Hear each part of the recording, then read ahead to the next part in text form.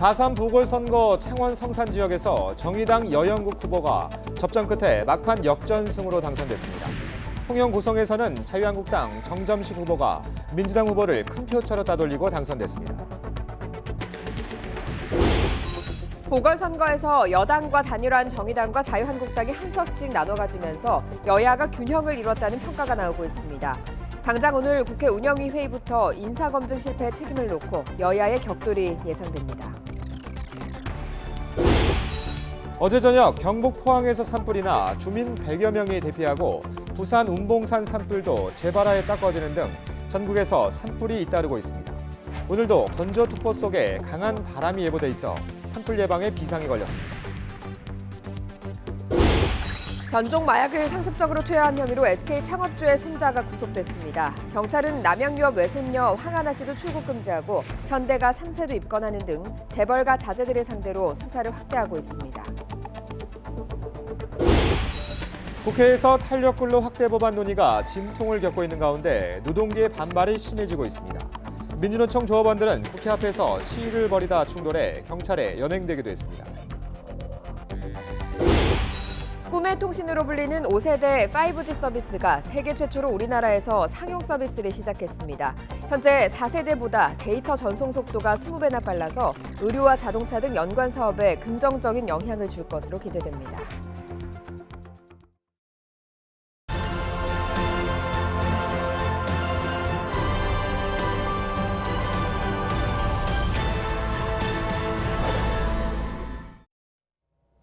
여러분 안녕하십니까? 4월 4일 목요일 굿모닝 화이트 시작합니다. 내년 총선의 바로미터로 주목된 어제 보궐선거에서 여당과 단일화를 이룬 정의당과 자유한국당이 각각 국회의원 한 석씩을 차지했습니다.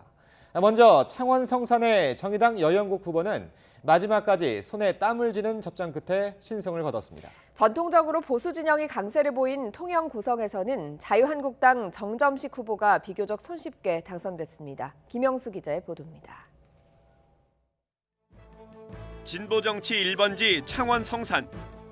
이번 보궐선거 최대 격전지로 꼽혔던 만큼 개표 상황 역시 손에 땀을 쥐게 하는 접전이었습니다. 이례적으로 여당과 단일화를 이룬 정의당 여영국 후보는 개표 과정 내내 자유한국당 강기훈 후보에게 끌려갔지만 개표 막판 기적 같은 역전을 이뤄냈습니다. 여 후보는 최종 득표율 45.8%로 45.2%를 기록한 강기훈 후보를 가까스로 제쳤습니다. 단 504표에 당락이 갈렸습니다. 이로써 여당선인은 권영길, 노회찬 전 의원이 이어온 진보정치 1번지 창원 성산의 배턴을 이어받게 됐습니다. 권영길, 노회찬으로 이어온 우리 창원 성산의 진보정치의 자부심에 저 여영국의 이름을 우리 시민 여러분들께서 아로 새겨 주셨습니다. 진심으로 감사를 드립니다. 지난 40년 동안 보수 텃밭으로 불린 통영 고성은 이번에도 큰 이변은 없었습니다. 보수층 결집에 성공한 한국당 정점식 후보는 60%에 가까운 득표율을 보이며 36%에 그친 민주당 양문석 후보를 크게 따돌렸습니다.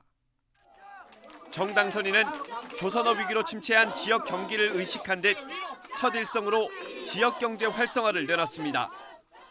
가장 큰 난제인 성동조선을 살리기 위해 저희 혼신의 노력을 다하도록 하겠습니다. 통영 고성을 살기 좋은 도시, 관광객이 찾고 싶은 도시로 만들겠습니다. 내년 총선의 가늠자로 경남 지역 표심을 들여다볼 수 있었던 이번 보궐선거는 범진보와 보수의 무승부로 막을 내리게 됐습니다. YTN 김영수입니다. 이번 4.3 보궐선거에선 법여권 단일화 효과를 확인할 수 있었지만 한편으론 지역경제 악화에 따른 준엄한 민심을 엿볼 수 있었습니다. 여당인 민주당은 겉으로는 예상된 결과라고 하면서도 가슴을 쓸어내리고 있고 한국당은 여러 악재 속에 나름 자존심을 지켰다는 평가가 나오고 있습니다. 김준영 기자가 보도합니다. 창원 성산에서 정의당 여영국 후보의 신승을 바라보는 여당의 속내는 복잡합니다. 더불어민주당은 후보 단일화를 통해 법여권이 소중한 한석을 지킬 수 있었다며 자유한국당의 구태 정치가 심판대에 올랐다는 반응입니다. 하지만 내심 압승을 기대했다가 기적 같은 역전 버저비터로 신승을 거둔 점은 숙제로 남았습니다.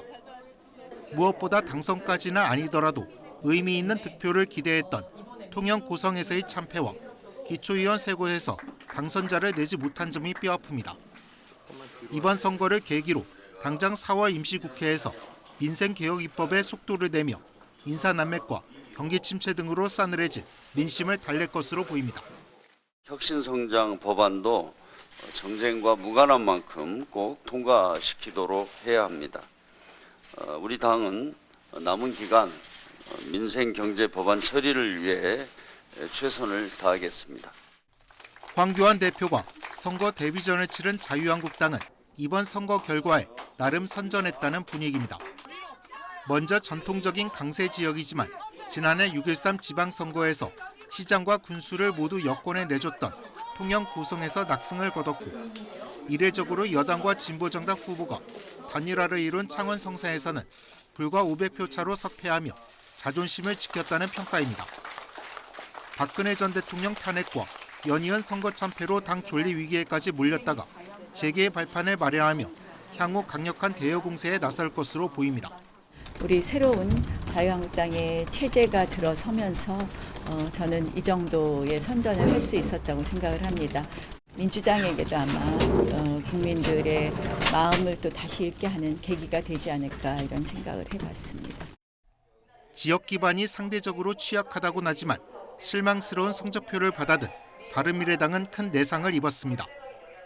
지난 20대 총선 때 국민의당 후보로 나서 8.3%의 득표율을 기록했던 이재환 후보가 반토막에도 못 미치며 원외 정당인 민중당에게도 뒤진 것으로 나타났기 때문입니다. 선거운동 기간 내내 창원에 상주했던 손학규 대표 책임론이 불거지며 잠복했던 내용이 수면 위로 떠오를 가능성도 배제할 수 없게 됐습니다. YTN 김준영입니다. 이번 보궐선거는 범여권 단일화 후보와 제1야당 후보가 한 석씩 나눠 가지면서 결과적으로는 승자도 패자도 없이 마무리됐습니다. PK 민심이 한쪽으로 쏠리지 않았다는 거죠. 여야의 대치 전국은 그만큼 길어질 가능성이 커 보입니다. 조은지 기자입니다. 진보정치 1번지 창원 성산에선 정의당 여영국 후보에게, 보수 텃밭 통영 고성은 자유한국당 정점식 후보에게 당선증이 돌아갔습니다. 내년 총선 결과를 엿볼 수 있는 PK 민심은 여야 어느 한쪽에 손을 들어주지 않고 절묘한 균형을 택했습니다. 노회찬 정신을 부활시키라고 응원해주신 모든 국민들께 정말 머리 숙여 진심으로 감사 인사를 드립니다. 이 성원을 가슴에 새기고 창원의 민생 경제를 살리는데 그 누구보다도 최선을 다하겠습니다. 4.3 보궐선거에서 범여권과 야권의 무승부는 정치권의 대치 전국을 장기화할 가능성이 일단은 높아 보입니다. 여당인 더불어민주당은 김의겸 전 청와대 대변인 투기 의혹과 잇따른 장관 낙마 사태를 딛고 민생 챙기기를 앞세워 국정 정면 돌파에 나설 것이란 분석입니다. 이미 민주당은 보수 야당의 비판을 정치 공세로 규정하며 대응 수위를 높이고 있다는 점도 이 같은 예상을 뒷받침합니다. 그런 공조체계를 더 굳건히 해서 저 자유한국당 이 다음 총선에서 모조리 다 떨어져 있도록 연대해서 싸워나갈 것을 약속을 하겠습니다. 창원에서의 석패가 아쉽지만 이번 보궐선거에서 선전한 한국당 역시 문재인 정부와 민주당에 대한 비판을 한껏 끌어올릴 것으로 보입니다. 박영선, 김현철 장관 후보자 사퇴는 물론 인사검증 책임을 물어 당장 오늘 열리는 국회 운영위원회에서 조국, 조현옥 청와대 수석의 경질 요구를 이어갈 것으로 전망됩니다. 엄중한 심판을 하신 것으로 생각합니다. 그리고 우리 자유한국당에게는 무너져가는 민생을 살리고 또 경제를 회복하라고 하는 숙제를 주셨다고 생각을 합니다. 여영국 후보의 당선으로 정의당이 민주평화당과 연대해 교섭단체를 구성할지도 관심입니다. 민주평화당 내부에서는 찬반 양론이 맞서고 있지만 선거제도 개편과 지역 예산 챙기기 등 총선을 앞두고 결국 원내 교섭단체 구성을 시도할 것이란 관측이 높습니다. 당내에서 찬성하는 사람도 있고 또 거기에 대해서 회의적인 생각도 가진 사람이 있기 때문에 우선 선거 후에 의견을 조정해 나가야지. 여당과 야당 누구에게도 완승을 안겨주지 않은 냉정한 민심의 평가. 이 결과를 두고 벌어질 정치권의 해석과 향후 대응이 주목됩니다. YTN 조은지입니다. 또 산불 소식입니다. 어제 저녁 경북 포항에 있는 야산에서 불이 나 주민 100여 명이 대피했습니다.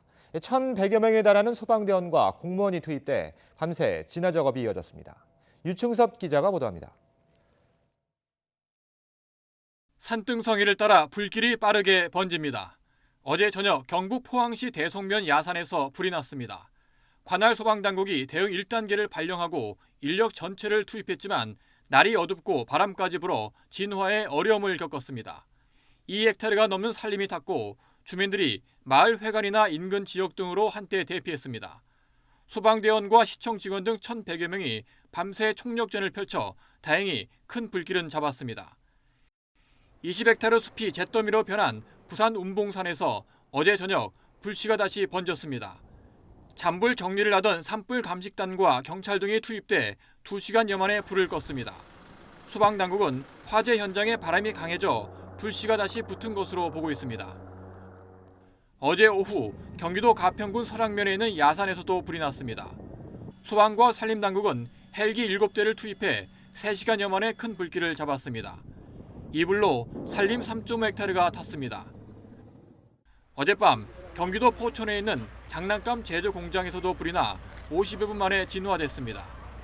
이 불로 인명 피해는 없었습니다. 소방당국은 정확한 피해 규모와 화재 원인을 조사하고 있습니다. YTN 유충섭입니다. 네, 날이 갈수록 대지는 바짝 메마르고 있습니다. 전국에 건조특보가 발효 중인 가운데 오늘 서해안과 동해안에는 태풍급의 돌풍이 예상되는데요. 그간 많은 대형 화재가 봄철 4월에 발생했습니다. 강한 바람에 작은 불씨도 크게 번지기가 쉬우니까요. 산불 등 화재 예방과 시설물 관리에 각별히 신경 쓰시는 게 좋겠습니다. 전국에 건조특보가 발효 중인 가운데 어제 밤부터 양양과 강릉 등 동해안 지역에는 강풍주의보가 내려졌습니다. 오늘 오후에는 서울 등 중부 서해안 지역에도 강풍특보가 확대될 것으로 보이는데요. 현재 강원 산간에는 초속 18m의 돌풍이 불고 있고요. 양양공항에는 초속 13m의 강한 바람이 불면서 강풍특보가 발효 중입니다. 항공기 운항 여부를 미리 확인해 보시는 게 좋겠습니다. 오늘도 일교차는 크게 벌어집니다. 현재 서울의 기온이 3.3도로 쌀쌀한데요. 한낮에는 16도까지 올라 포근하겠고요. 광주는 18도, 대구는 20도까지 오르겠습니다. 다가오는 주말에는 단비 소식이 있습니다. 토요일에는 중부지방에, 일요일에는 전국에 비가 오면서 건조함이 완화되겠습니다. 지금까지 YTN 야외 스튜디오에서 박현실입니다. 손흥민 선수가 토트넘의 새 구장에서 치른 첫 경기에서 득점포를 가동했습니다. 손흥민은 토트넘 핫스퍼 스타디움에서 열린 크리스탈 팰리스와의 프리미어 경기에서 후반 10분 에릭센의 패스를 받아 팀의 선제골을 넣었습니다. 손흥민의 리그 12호 골이자 시즌 17호 골로 토트넘 새 구장에서의 첫 골로도 기록됐습니다. 손흥민은 2월 11일 레스터시티와의 경기 이후 리그 6경기 만에 무득점 침묵을 깼습니다. 토트넘은 손흥민의 선제골과 에릭센의 추가골로 크리스탈 팰리스를 2대0으로 제압하고 6경기 만에 승리를 올렸습니다. 변종 마약을 상습적으로 피운 혐의로 체포된 SK 창업 주선자가 결국 구속됐습니다. 경찰은 다른 부유층 자제들도 마약 구매에 연루됐는지 수사를 확대할 계획입니다. 김주환 기자가 보도합니다. 변종 마약을 상습적으로 투약한 혐의를 받는 SK 창업주의 손자인 31살 최 모 씨가 경찰에 구속됐습니다. 인천지방법원은 영장실질심사에서 도주할 우려가 있다며 최 씨의 구속영장을 발부했습니다. 지난해부터 모두 18차례에 걸쳐 액상 대마를 구매해 피운 혐의입니다. 영장실질심사는 최 씨가 출석하지 않은 상태에서 서류 심사만으로 진행됐습니다. 자신의 혐의를 모두 인정하고 반성한다며 심사의 불출석에 법원의 결정에 따르겠다는 뜻을 사전에 밝혔습니다. 최 씨는 최근 자신에게 3차례 대마를 건넨 공범 이모 씨를 설득해 경찰에 자수하게 했습니다. 또 같은 혐의로 입건된 현대가 3세 정모 씨가 지난해 3월쯤 자신의 집에서 함께 대마를 피운 적이 있다고 털어놨습니다. 현대가 3세 정 씨는 유학 시절 알게 된 이모 씨와 함께 국내에서 대마를 투약한 혐의를 받고 있습니다. 그때는 정 씨를 통해서 알게 된 거예요. 그건 건초 같은데. 이에 따라 경찰은 현재 해외에 머물고 있는 정 씨에게 서둘러 귀국할 것을 종용하고 있습니다. 또 이번에 붙잡힌 판매책 등을 상대로 다른 부유층 자제들이 대마 구매에 연루됐는지 파악하는 등 수사를 확대할 계획입니다. YTN 김주환입니다. 남양유업 창업주의 외손녀 황하나 씨를 둘러싼 파문이 일파만파 번지고 있습니다. 필로폰 투약과 봐주기 수사 의혹에 이어서 경찰 유착설까지 나왔는데 재벌 3세라는 배경이 작용한 건 아닌지 의구심이 커지고 있습니다. 부장원 기자의 보도입니다. 지난 2015년 10월 마약 혐의로 입건된 황하나 씨. 2년에 걸친 경찰과 검찰의 수사 끝에 무혐의 처분을 받았습니다. 공범은 유죄가 인정됐는데 정작 마약을 준 황 씨는 조사 한 번 받지 않고 면죄부를 받은 겁니다. 단순 투약자보다 공급책을 무겁게 처벌하는 관행에 비춰볼 때 이해하기 어려운 결과라는 지적이 최근 잇따르고 있습니다. 당시 수사팀은 추가 수사를 벌였지만 진술 말고는 뚜렷한 증거를 찾지 못했다고 해명했습니다. 황 씨는 지난해 말에도 상습적으로 필로폰을 투약했다는 의혹을 받아 경찰의 수사선상에 올랐습니다. 하지만 검찰은 경찰이 신청한 압수수색 영장을 번번이 반려했습니다. 검찰은 황 씨가 마약을 투약한 지 3년 넘게 지났다는 점을 이유로 든 것으로 전해졌습니다. 경찰이 2차례 출석 요구를 했지만 황 씨는 모두 응하지 않았습니다. 이게 끝이 아닙니다. 지난 2015년 명예훼손 혐의로 고소당한 황 씨는 자신의 아버지와 삼촌, 경찰 최고위층을 거론하면서 든든한 배경이 있는 것처럼 과시했습니다. 의혹은 갈수록 커지고 있는데 황 씨는 아무런 반응을 보이지 않고 있습니다. 필로폰 투약 혐의를 수사하는 경찰은 황 씨를 출국 금지하고 소재 파악에 나섰습니다. YTN 부장원입니다. 탄력근로제 단위기간 확대와 최저임금 결정체계 이원화 등을 논의하기 위해서 국회 환경노동위원회 여야 의원들이 소위원회를 열어 정회와 속개를 거듭했지만 결론에 도출하지 못했습니다. 더불어민주당과 바른미래당은 탄력근로제 단위기간을 경제사회노동위원회 합의안에 따라서 3개월에서 6개월로 늘려야 한다는 입장이지만 자유한국당은 1년으로 확대해서 기업 부담을 최소화해야 한다며 맞서고 있습니다. 이에 따라 오는 5일 열리는 3월 임시국회 마지막 본회의에서 처리하는 일이 무산되면서 4월 국회에서 다시 논의될 전망입니다. 한국노총은 탄력근로제 단위기간 확대에 합의했지만 양대 노총의 또 다른 축인 민주노총은 여전히 반대 입장입니다. 노동자의 과로사가 합법화된다며 강력하게 반발하고 있는데 경영계는 노사정 합의대로 법안이 처리돼야 한다고 맞서고 있습니다. 김장하 기자입니다. 민주노총이 이번 주를 집중투쟁 기간으로 정하고 탄력근로 확대 법안을 막기 위해 공세를 강화하고 있습니다. 매일 국회 앞에서 반대 집회를 열어 정치권을 압박했고 집행부는 법안 처리에 항의하기 위해 국회 본청 진입을 시도하다 경찰에 연행됐습니다.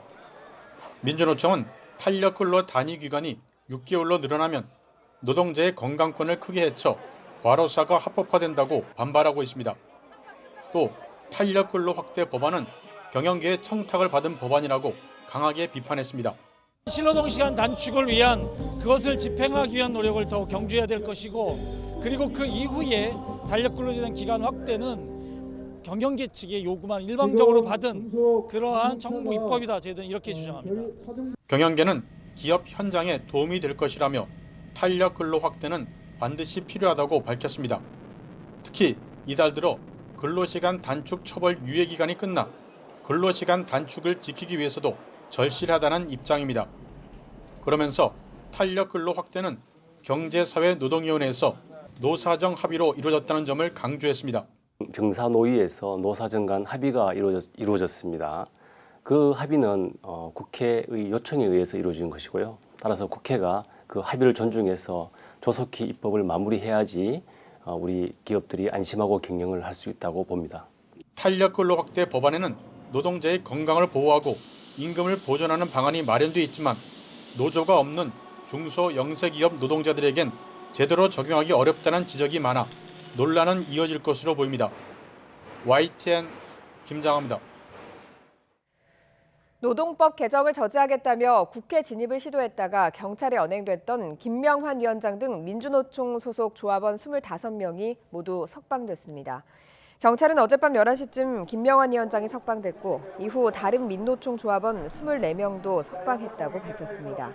경찰은 이들이 대체로 혐의를 시인하고 증거인멸과 도주 우려가 적다고 판단해서 불구속 수사하기로 하고 전원 석방했다고 밝혔습니다. 트럼프 미국 대통령이 하노이 북미 정상회담 당시 김정은 국무위원장에게 당신은 합의 준비가 안 돼 있다 이렇게 말했다는 사실을 공개했습니다. 중국의 시진핑 주석을 왕이라고 불렀더니 시 주석이 좋아했다는 일화도 소개했습니다.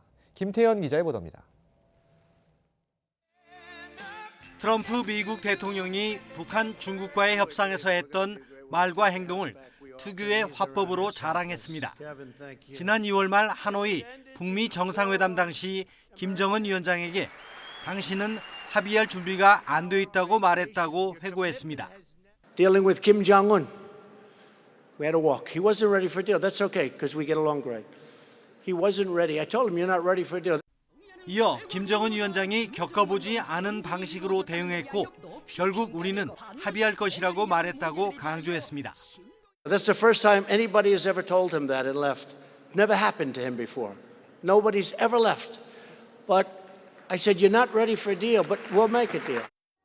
이런 발언은 하노이 회담이 결렬됐지만 북한과의 협상을 언제든 재개할 수 있다는 여지를 두려는 것으로 풀이됩니다. 한편으로는 김정은 위원장이 다음 회담에서는 합의할 준비가 돼 있어야 한다는 압박도 포함된 것으로 보입니다. 시진핑 국가주석과의 대화도 소개했습니다. 2017년 중국을 방문했을 때 왕이라고 불렀더니 시 주석이 웃으며 좋아했다고 말했습니다. I call him king. He said, but I am not king. I am president. I said, no, you're president for life and therefore you're king. He said, he liked that. 이어 무역 협상에서는 국익을 위해 중국을 압박했다는 점을 강조하면서도 시진핑 주석과 관계가 좋다는 언급도 잊지 않았습니다. YTN 김태현입니다. 한미연합사는 북한 동창리 미사일 발사장의 외형 복구가 완료된 것과 관련해 핵 개발을 본격적으로 재개할 가능성을 배제할 수 없는 것으로 분석했습니다. 이혜훈 국회 정보위원장은 군 정보기관에 대한 업무 보고를 받은 뒤 브리핑에서 하노이 북미 정상회담 전부터 시작된 북한의 미사일 발사장 복구 활동이 회담 결렬 이후에도 계속되고 있다며 이같이 밝혔습니다. 이 위원장은 또 다른 가능성으로 북한이 협상의 지렛대로 쓰기 위해 미사일 발사장을 복구하고 있을 가능성도 제기하고 있다고 말했습니다. 처음으로 1조 원을 넘긴 주한미군 방위비 분담금에 대한 국회 비준동의 절차를 앞두고 있습니다. 그런데 YTN 취재 결과 분담금 합의문엔 한반도 영토 밖에 있는 미군 항공기 수리 비용까지 우리가 부담한다고 기재된 것으로 확인됐습니다. 주한미군이 쓰지도 않는 장비 수리비를 분담금으로 내는 건데 외교부도 문제점은 인식하고 있다고 뒤늦게 밝혔습니다. 차정윤 기자의 단독 보도입니다. 괌 앤더슨 공군기지에 주둔하고 있는 B-1 전략폭격기와 F-15 전투기. 한미연합훈련 등 군사훈련과 유사시에 한반도를 지원합니다. 그런데 이렇게 한반도 밖에 있는 미군 장비의 정비 비용까지 우리가 내는 것으로 드러났습니다. 괌이나 일본 오키나와의 미군 군용기 등 실질적으로 주한미군이 사용하지 않는 장비까지 방위비 분담금으로 수리해 준 겁니다. YTN이 입수한 자료를 보면 최근 5년 동안 정부가 지원한 역외 장비비의 정비 비용은 모두 954억 원, 해마다 191억 원이 빠져나간 셈입니다. 이처럼 영토 밖에 있는 군용기 수리비까지 우리나라가 부담하게 된 건 MB 정권 때 만들어진 부속합의서 조항 때문입니다. 지난 2009년에 체결된 방위비용 분담에 관한 한미 시행 합의서를 보면 대한민국 영토와 영해 밖에 배치돼 있지만 한미 연합작전에 우선 지원하는 미국 장비라면 방위비 분담 사업 범위에 포함시킨 겁니다. 주한미군이 사용하지도 않는 장비 수리비까지 우리가 내는 건 부당하다는 지적이 나옵니다. 연합훈련을 위해 한반도에 들어오는 것 때문이라고 해도 영해에 있는 미군의 항공기나 장비의 수리 비용까지 요구하는 것은 어떤 국민 정서상 부당하다고 봅니다. 외교부 관계자도 그동안 역외 장비까지 우리가 수리비를 대는 건 과하지 않냐는 의견도 있었다며 향후 주한미군과 다시 논의해보겠다고 설명했습니다. 하지만 정작 협상을 마치고 국회 비준 동의안이 제출된 뒤에야 외교당국이 문제점이 있다고 밝히는 건 뒷북 대응이라는 지적도 나옵니다. 국회 외교통일위원회는 오늘 분담금 합의문에 대한 공청회를 거친 뒤 전체 회의에서 의결할 계획입니다. YTN 차정은입니다. 미국과 중국이 베이징에 이어 워싱턴에서 고위급 무역 협상을 이틀 일정으로 재개했습니다. 트럼프, 시진핑 두 정상이 합의문 서명에 이를 수 있을지가 조만간 판가름 날 전망입니다.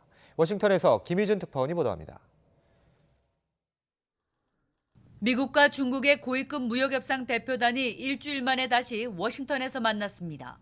라이트하이저 미 무역대표부 대표와 문우신 재무장관, 류허 중국 부총리 사이 9번째 협상입니다. 양측은 첨예하게 대립해온 쟁점에서 간극을 크게 좁히며 구분 능선까지 온 것으로 전해졌습니다. 블룸버그 통신은 미중 양국이 지난주 베이징 회담에서 두 정상 앞에 놓일 합의문을 한 문장씩 검토했다고 보도했습니다. 커둘로 백악관 국가경제위원장은 중국이 지식재산권 도용과 사이버 해킹 등 미국이 지적해온 점을 처음으로 인정했다고 밝혔습니다. 이에 따라 협상이 좋은 진전을 이루고 있고 이번 주 합의에 더 근접하기를 바란다고 말했습니다. 미국은 지재권 침해와 기술 이전 강요 등에서 중국 정책의 구조적 변화를 촉구해왔습니다. 중국의 합의 이행 강제 장치와 관세 철회 시점을 놓고 막판 줄다리기가 치열한 것으로 알려졌습니다. 중국은 미국이 2,500달러 규모 관세를 합의와 동시에 철회할 것을, 미국은 합의 이행을 지켜보겠다며 일부 유지를 주장하고 있다는 겁니다. 이번 협상이 타결되면 지난해 12월 무역전쟁 휴전을 선언한 트럼프, 시진핑 두 정상이 이달 내 다시 만나 합의문에 서명할 것이란 전망입니다.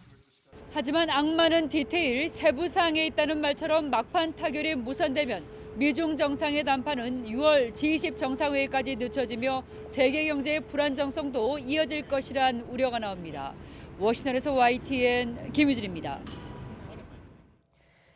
노영민 대통령 비서실장과 조현옥 청와대 인사수석 등이 오늘 국회 운영위원회 전체 회의에 참석합니다.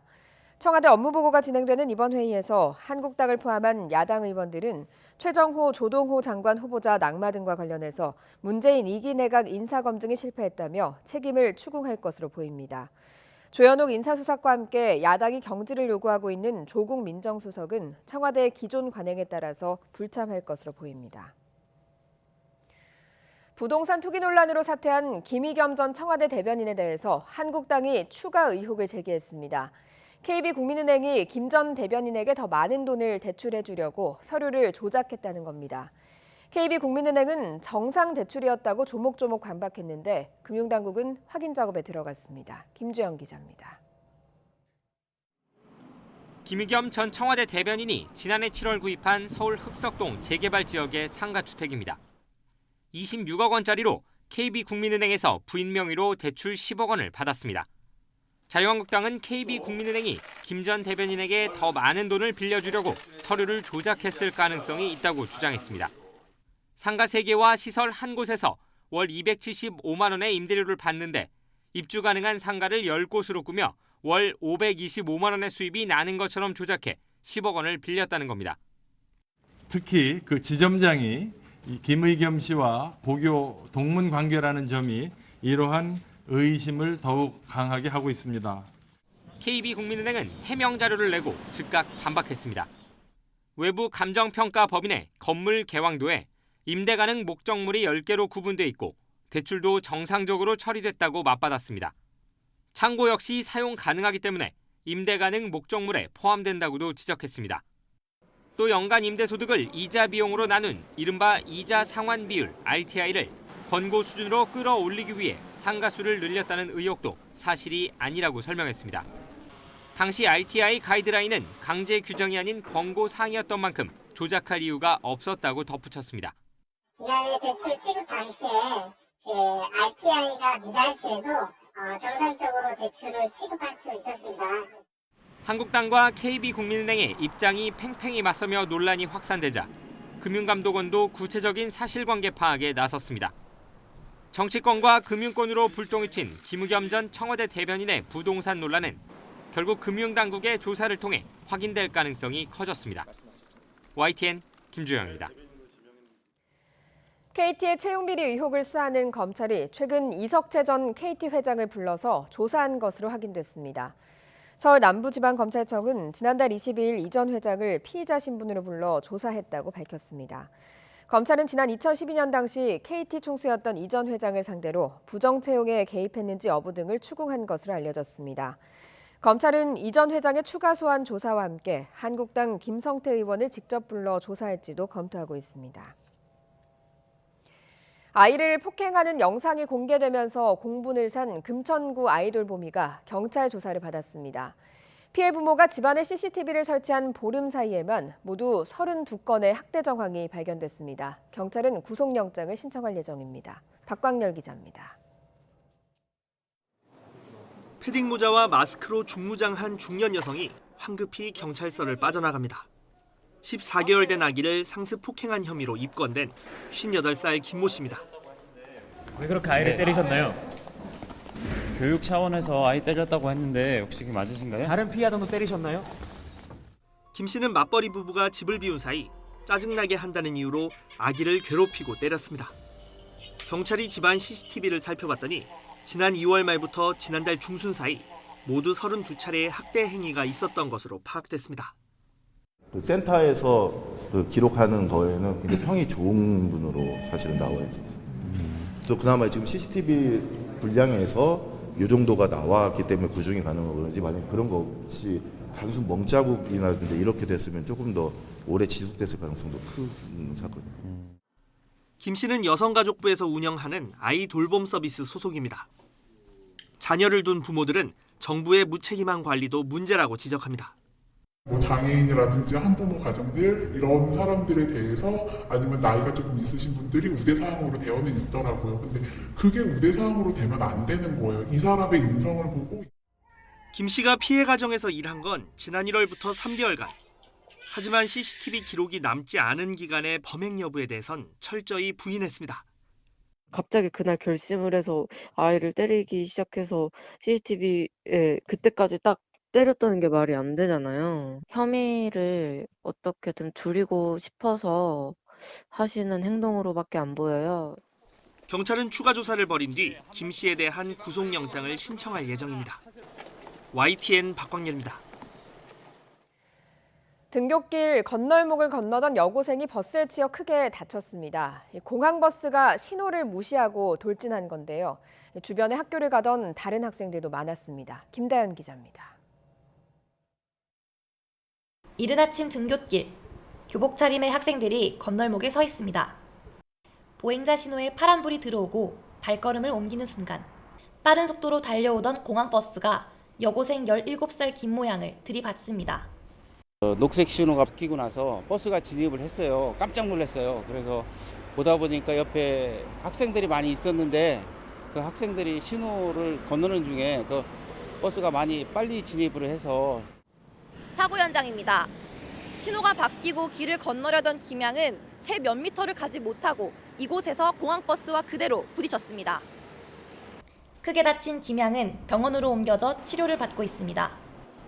함께 길을 건너려던 학생들은 급히 몸을 피해 화를 면했지만 놀란 가슴을 쓸어내려야 했습니다.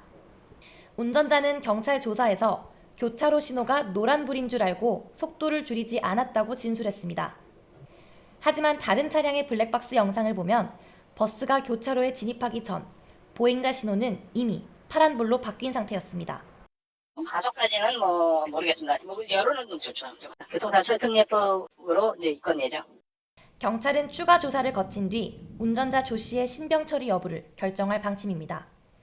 YTN 김다연입니다.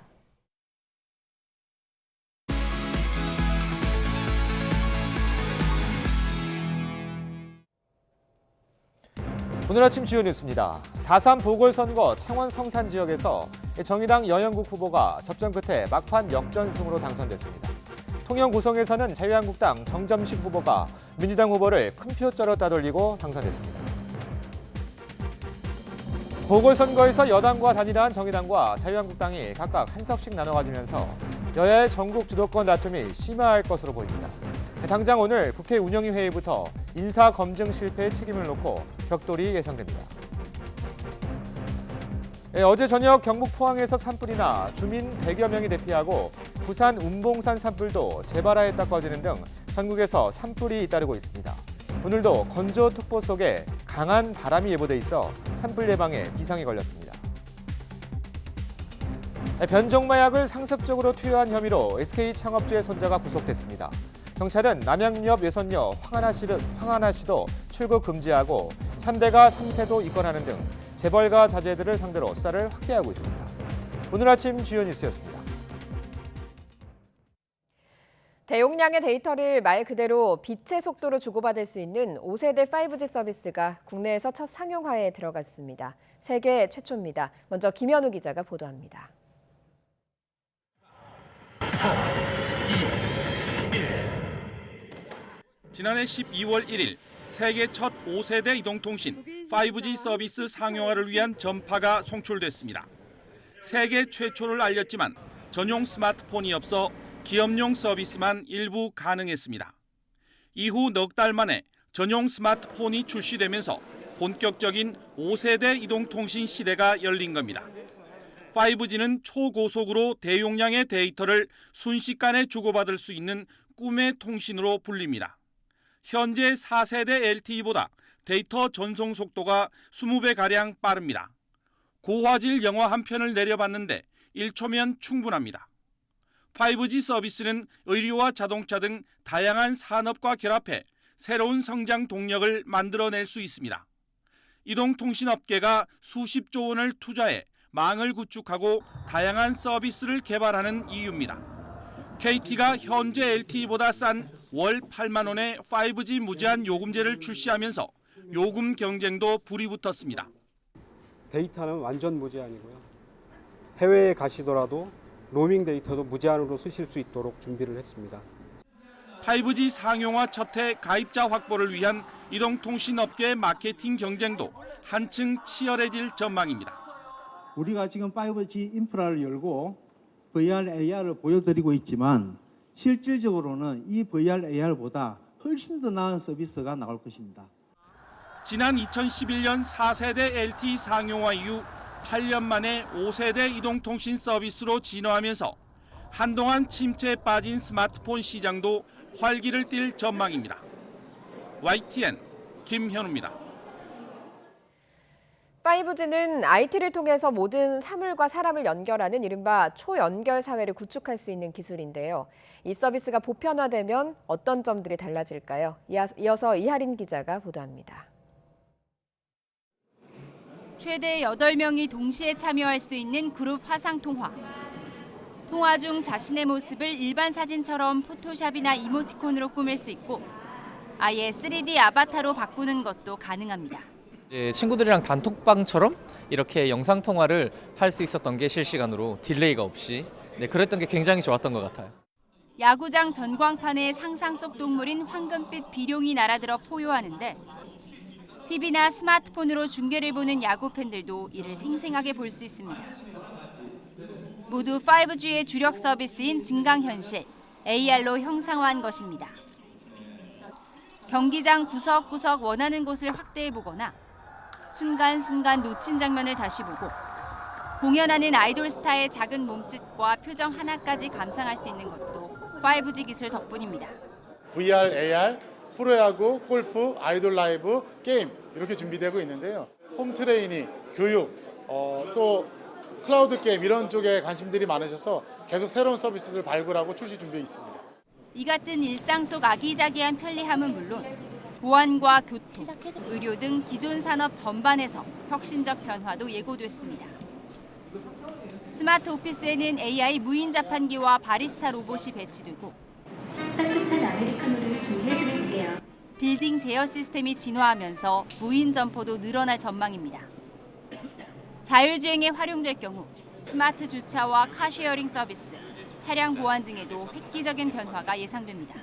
홀로그램을 통한 영상 통화라든가 또 원격 진료처럼 먼 곳에 있는 이런 의료 행위들도 충분히 가능한, 즉 우리의 머릿속에서 상상만 했던 것이 현실화되는 계기가 될 것 같습니다. 막연한 개념이었던 5G가 휴대전화 단말기를 통해 일상 속으로 들어왔습니다. 모든 사물과 사람을 거미줄처럼 연결한다는 이른바 초연결 사회를 구축해 4차 산업혁명을 이끌 거란 기대감 속에 다양한 콘텐츠를 개발하고 점점 더 교묘해지는 사이버 공격에 대비해야 하는 것은 과제로 남아 있습니다. YTN 이하린입니다. 이른바 승리 정준영 단체 대화방에 속해 있던 것으로 확인된 가수 로이킴이 빨리 귀국해서 조사를 받겠다고 밝혔습니다. 슈퍼주니어 강인 등 함께 예능에 출연했던 동료들에게도 단체 대화방에 참여했다는 의혹이 번지면서 잇따라 해명이 나오고 있습니다. 박서경 기자입니다. 이번에 새롭게 확인된 단체 대화방 참가자는 모범생 이미지로 큰 사랑을 받았던 가수 로이킴입니다.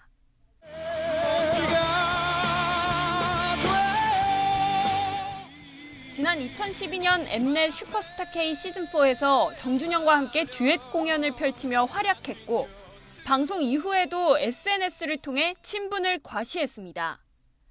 경찰은 로이킴을 일단 참고인 신분으로 불러 단순히 유포 영상을 보기만 한 건지 범죄에도 가담했는지 살펴볼 예정입니다.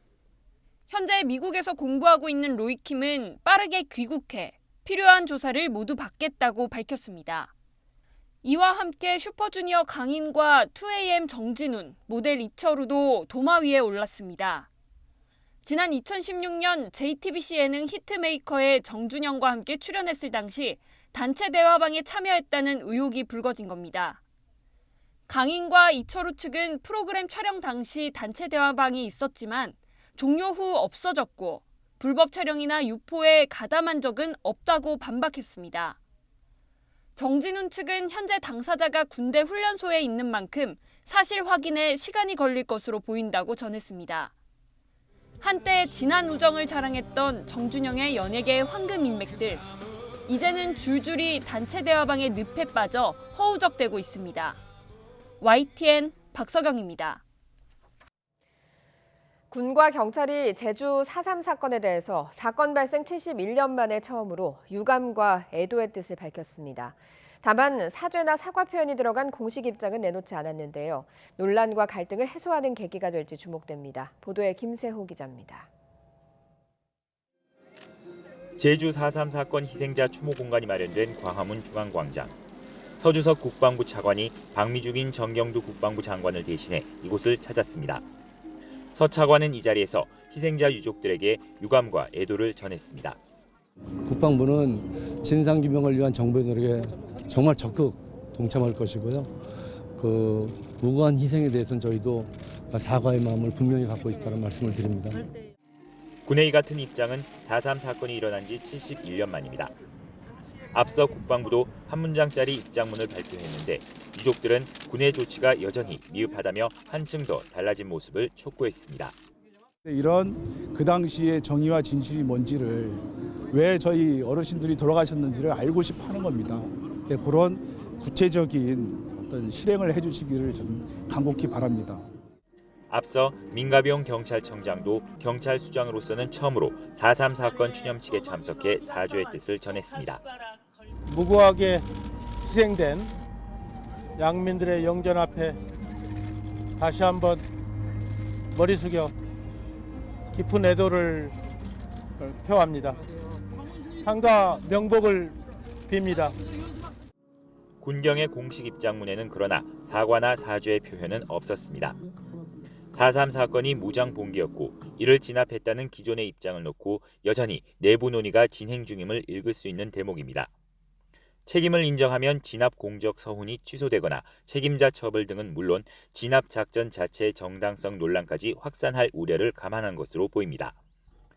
그럼에도 4.3 사건에 대한 군경의 작은 입장 변화가 70년 넘게 이어온 논란을 매듭 지을 수 있는 계기를 제공할지 관심입니다. YTN 김세호입니다.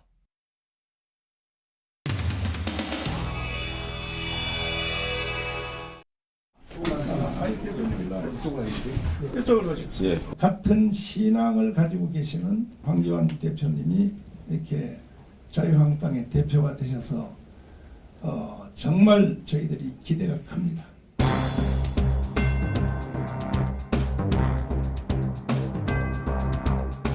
이분이 장관 됐을 때 제가 축사했는 말이 있습니다. 목사 잘 섬기니까 하나님이 장관 자리 주시는데 앞으로는 더 큰 자리도 줄 거라고 했는데 어차피 대표회장님이 되셨으면 이제 그 다음 정권 인수를 해야 되지 않습니까?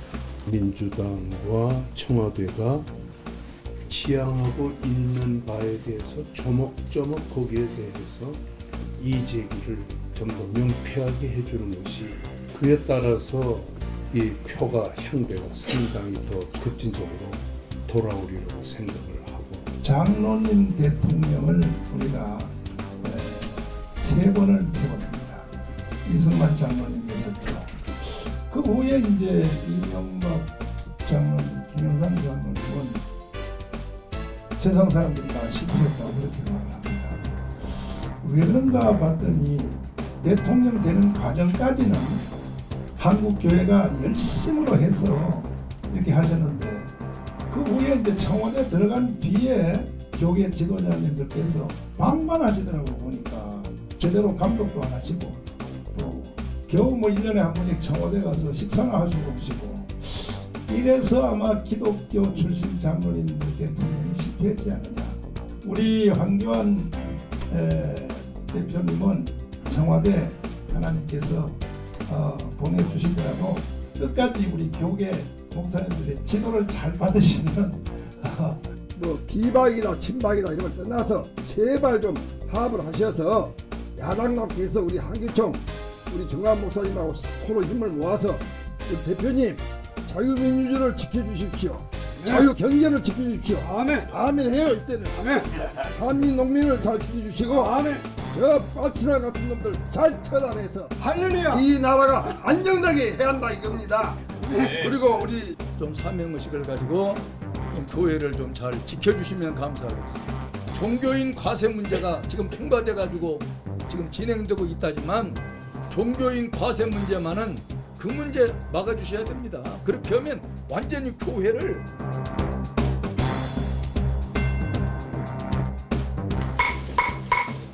별로 금년에 세수 상황이 좋지 않다. 상대적으로 보면은 원래 기초연금 지급 확대되죠. 예정돼 있죠. 아동수당 금년에 3조 또 되죠. 곳곳에서 현금성 복지 지출이 지금 엄청나게 늘어나고 있고 이 재정 건전성 이거 심각하다. 자칫 그 복지 정책을 늘려서 무분별하게 늘려가지고 우선 정성호 위원장께서 대표 발의한 소득세법 일부 개정 법률안은 종교인 퇴직소득에 대한 과세 근거를 종교인의 퇴직소득 과세 기준 신설에 따른 의결하고자 하는데 이의 없습니까? 예, 가결되었음을 선포합니다.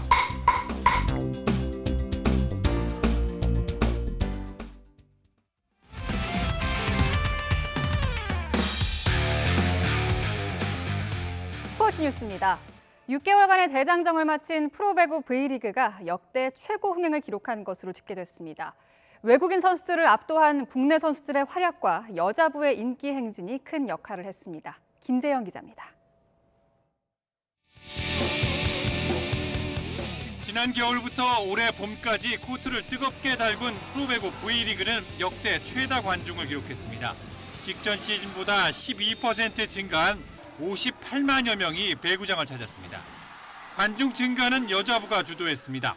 지난 시즌보다 무려 26% 늘어 3%를 기록한 남자부를 압도했습니다. 평일 경기 시간을 오후 5시에서 7시로 옮긴 효과를 톡톡히 봤다는 평가를 받습니다. 이에 따라 한국배구연맹은 다음 시즌부터 여자부 평일 경기에 변화를 줄 방침입니다. 수요일에 두 경기가 동시에 열리는 현행 방식 대신 다른 요일에도 여자부 경기를 편성할 계획입니다. 관중 집계뿐 아니라 시청률도 역대 최고입니다. 시즌 전체 평균 시청률은 처음으로 1%를 돌파했고 챔프전의 경우 최고 2% 중반대를 기록했습니다. 정규리그 최종전까지 순위 경쟁이 계속되면서 보는 재미를 높였다는 분석이 나옵니다. 여기에 외국인 선수에게 의존하는 이른바 몰빵 배구가 사라진 것도 원인으로 꼽힙니다. 실제로 올 시즌 남녀 정규리그와 챔프전 MVP는 모두 국내 선수들이 영예를 차지했습니다. 국내 선수들의 MVP 석권은 외국인 선수가 없던 2005년을 제외하면 프로배구 사상 처음입니다. 제가 은퇴할 때까지 항상 선수들한테 본받는 선수가 되고 싶고 그리고 항상 꾸준하고 항상 노력하는 선수로 남고 싶습니다. 더 발전해서 19, 20 시즌에서는 더 발전한 선수, 최고의 선수가 되도록 노력하겠습니다. 유리천장을 뚫고 여자 감독 최초로 국내 프로스포츠에서 통합 우승을 지휘한 박미희 흥국생명 감독도 이번 시즌 흥행을 이끈 주인공 중 한 명으로 손색이 없습니다. YTN 김지영입니다. 프로농구 현대모비스가 4강 플레이오프 1차전에서 기선을 제압했습니다. 현대모비스는 KCC와의 울산 1차전에서 귀화 선수 라거나가 30점을 몰아쳐 95대 85로 이겼습니다. 역대 4강전에서 1차전 승리팀의 챔프전 진출 확률은 77%가 넘습니다. 프로야구 롯데가 결승타 포함 5타수 5안타를 터뜨린 민병헌을 앞세워 이틀 연속 SK에 승리했습니다. 롯데는 문학야구장 원정 경기에서 민병헌이 잘 치고 선발 박시영 등이 효과적으로 개투해 3대1로 이겼습니다. 선두 두산은 6안타를 효과적으로 집중시키며 KT를 꺾고 5연승을 달렸고 최은성이 말로 홈런을 친 LG는 한화를 7대0으로 제쳤습니다. 삼성은 기아를, NC는 키움을 각각 눌렀습니다. 오늘은 날씨가 어제보다 더 포근해지면서 벚꽃 만발을 재촉하겠습니다. 하지만 일교차가 더 커지겠습니다. 현재 서울 기온은 3.2도, 장수는 무려 영하 5.4도까지 내려가서 출근길은 여전히 다소 추운 날씨인데요. 낮에는 서울과 장수가 16도까지 오르겠습니다. 일교차가 장수의 경우 무려 21도가량 극심하게 벌어지겠습니다. 대기의 건조함도 심해지고 있습니다. 산불 화재 위험이 비상인데요. 현재 서해안 일부를 제외한 전국 곳곳에 건조특보가 확대 강화됐고요. 동해안 지역에는 강풍주의보도 발효됐습니다. 오늘 전국의 하늘 맑겠습니다. 미세먼지 농도는 전국이 좋음에서 보통 단계로 공기가 깨끗하겠습니다. 현재 기온은 어제 아침보다는 조금 높지만 그래도 쌀쌀합니다. 서울 기온 3.2도, 대구 6.4도, 부산 6.1도, 춘천 영하 1.9도인데요. 낮 기온도 어제보다 올라서 따뜻하겠습니다. 서울의 한낮 기온 16도, 대구 20도까지 오르겠습니다. 이번 주말에는 중부 지역에, 일요일에는 전국 곳곳에 한 차례 비 예보가 있습니다. 날씨 정보였습니다. 굿모닝 YTN 2부 잠시 뒤에 이어집니다.